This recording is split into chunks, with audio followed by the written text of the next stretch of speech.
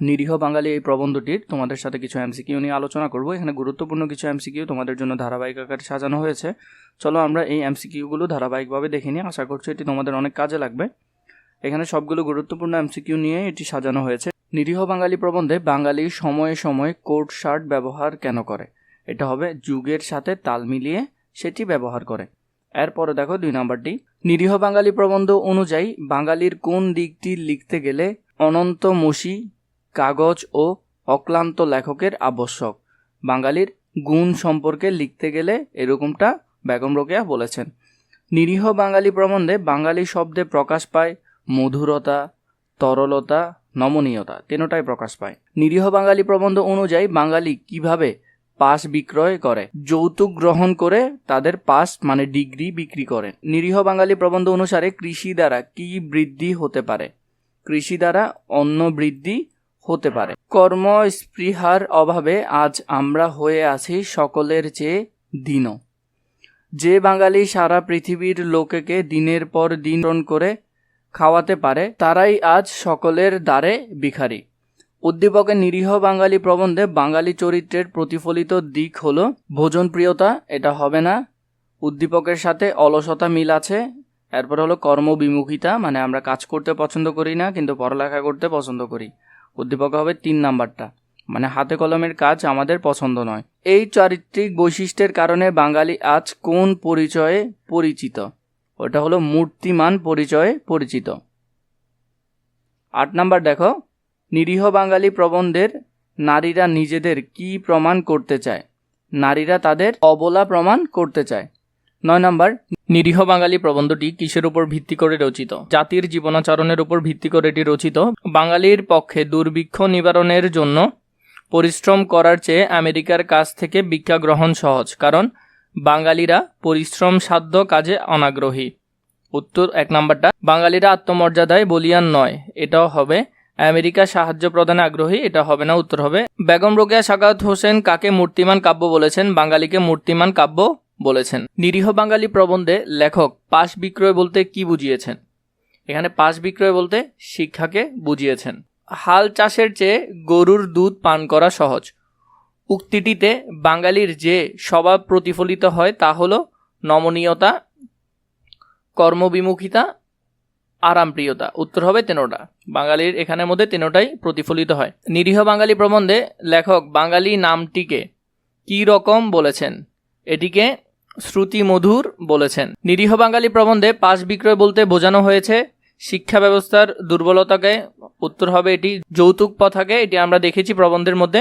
অপসংস্কৃতিকে, এটি হবে না, উত্তর হবে 1 এবং 2 নাম্বারটা। নিরীহ বাঙালি প্রবন্ধ অনুযায়ী ভারতের পুরুষ সমাজে বাঙালি কি? বাঙালি হলো পুরুষিকা, উত্তর হবে ক নম্বর, এটি প্রবন্ধে ছিল ডিরেক্ট। এর আগে তোমাদেরকে একটা কথা বলে রাখি, তোমাদের যদি এসএসসি লেভেলের দাগানো বই প্রয়োজন হয়, তোমাদের সবগুলো বই অনেক গোছালো আকারে দাগানো আছে পিডিএফ আকারে, সেখান থেকে ইনশাআল্লাহ তোমরা 100 এমসিকিউ কমন পাবে। তোমরা যদি বইগুলো নিতে চাও তাহলে নিচে ডিসক্রিপশন বক্সে অথবা এই নাম্বারে হোয়াটসঅ্যাপে মেসেজ দিলে হবে, অথবা নিচে ডিসক্রিপশন বক্সে আমাদের ফেসবুক পেজে মেসেজ দিলেও হবে। তোমরা বইগুলো নিতে পারো, সেখান থেকে ইনশাআল্লাহ 100% তোমরা কমন পাবে। খাদ্যের গুণ অনুসারে শরীরে পুষ্টি হয়, এখানে কোন পুষ্টির কথা বলা হয়েছে? এখানে শারীরিক ও মানসিক বিকাশের কথা বলা হয়েছে। নিরীহ বাঙালি প্রবন্ধে এক একটি পাসের মূল্য বলতে বোঝানো হয়েছে কনে পক্ষের চাওয়া যৌতুক, বর পক্ষের চাওয়া যৌতুককে। এখানে উত্তর হবে খ নম্বরটা, বর পক্ষের চাওয়া যৌতুককে এখানে বোঝানো হয়েছে। প্রান্তি জাতীয় জাদুঘরে ঘুরতে যায়, সেখানে মসলিন কাপড় দেখে সে অভিভূত হয়। প্রাচীন বাংলার কারিগররা সুনিপুণ দক্ষতায় এই মসলিন তৈরি করেছিল। এ জানতে পারে মসলিন ধারাবাহিকতায় কারিগররা এখনো জামদানি তৈরি করে। উদ্দীপকের প্রান্তির দেখা মসলিনের সাথে নিরীহ বাঙালি প্রবন্ধের কোনটি তুলনা করা যায়? হাওয়াই শাড়ির কথা তুলনা করা যায়। আমরা প্রবন্ধের মধ্যে হাওয়াই শাড়ি পরার ব্যাপারটা দেখেছি। উদ্দীপকে মসলিন এবং নিরীহ বাঙালি প্রবন্ধের তুলনীয় জিনিসটির বৈশিষ্ট্য বিচারে বলা যায় উভয় অতি মসৃণ ও সূক্ষ্ম, উভয় বাঙালি নারীদের পছন্দের, ইংরেজ ললনাও এগুলো ব্যবহারে আগ্রহী। উত্তর এটা হবে না, উত্তর হবে 1 নাম্বারটা 1 ও 2, এগুলো প্রবন্ধ অনুসারে উত্তর হবে 1 এবং 2। নিরীহ বাঙালি প্রবন্ধ অনুযায়ী বাঙালির কেন ধান চালের ব্যবসায় অনীহা? পরিশ্রম করতে চায় না বলে, কারণ এখানে পরিশ্রম বেশি হয়, ধান চাষে পরিশ্রম অনেক বেশি হয়। আবির সাহেব পড়াশোনা শেষ করে এখন একজন প্রতিষ্ঠিত ব্যবসায়ী। তিনি শ্বশুরের টাকায় নিজেকে প্রতিষ্ঠিত করেছেন। এখানে নিরীহ বাঙালি প্রবন্ধের যে দিকটি প্রতিফলিত, শ্বশুরের সম্পত্তি ভোগের লালসা 1 নাম্বারটা, 5 বিক্রয় এটাও হবে অনুসারে, ভিক্ষা গ্রহণ এটা হবে না, উত্তর হবে 1 এবং 2 নাম্বার। লেখকের মতে কর্কশ উর্বর ভূমি চাষ করার চেয়ে কি সহজ? এখানে হলো মুখস্থ বিদ্যার জোরে অর্থ উৎপাদন অনেক বেশি সহজ, এগুলো আমরা প্রবন্ধের লাইন বাই লাইনে দেখেছিলাম। 24 নাম্বার দেখো, আমাদের দোকানে যে সমস্ত বিলাসদ্রব্য বিক্রয়ার্থ মজুদ আছে তা হলো কেশ তেল ও রোগভর্ধ ওষুধ, এটা হবে পিতলের অলংকার, এটাও হবে নকল হীরার আংটি ও বোতাম, এটাও হবে। উত্তর হবে 24-এর 13টা। লেখকের মতে কোন ব্যবসায় পরিশ্রম আবশ্যক? ধান চালের ব্যবসায় পরিশ্রম আবশ্যক।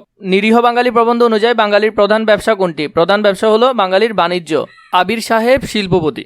একজন গরিব লোক তার ছেলের জন্য কিছু অর্থ সাহায্য চাইলে তিনি অপারগতা জ্ঞাপন করলেন। ইয়াসির আরফাতের মৃত্যু দিবস পালন উপলক্ষে আয়োজিত অনুষ্ঠানের সভাপতির পদটি নিলেন। উদ্দীপকটিতে প্রবন্ধের যে কথাটি প্রতিফলিত হয়েছে, রাজ্য স্থাপন করা অপেক্ষায় রাজা উপাধি লাভ সহজ, এটা হবে উত্তরে। শিল্পকার্যের পরদর্শিত হওয়া অপেক্ষায় এই ডিগ্রি, এখানে সাথে এটা মিলবে না। প্রতিবেশী দরিদ্রের শোক দুঃখে ব্যতীত হওয়া অপেক্ষায় বিদেশি বড় লোকদের মৃত্যু দুঃখে শোক সবার সভ্য হওয়া সহজ, উত্তর হবে 1 এবং 3 নাম্বার, তাহলে উত্তর হবে খ নম্বরটা। উল্লেখিত সামঞ্জস্যটি আমাদের চরিত্রের কোন দিকটি নির্দেশ করে? সহজে ও স্বল্পায়সে লাভের প্রত্যাশা, উত্তর হবে ক নম্বরটা। লেখকের মতে সশরীরে পরিশ্রম করে মুদ্রা লাভ করার চেয়ে কোনটি সহজ? শ্বশুরের সয় সম্পত্তির মালিক হয়ে যাওয়া সহজ। নিরীহ বাঙালি প্রবন্ধের আইন চর্চা করা অপেক্ষায় কোন বিষয় জ্ঞান চর্চা কঠিন? কৃষি বিষয় জ্ঞান চর্চা করা কঠিন। তোমাদের যদি এসএসসি লেভেলের বইগুলো প্রয়োজন হয় আমাদেরকে বলবে, অথবা তোমাদের যদি আরও এমসিকিউ প্রয়োজন হয় তা নিয়েও কমেন্ট করে জানাবে।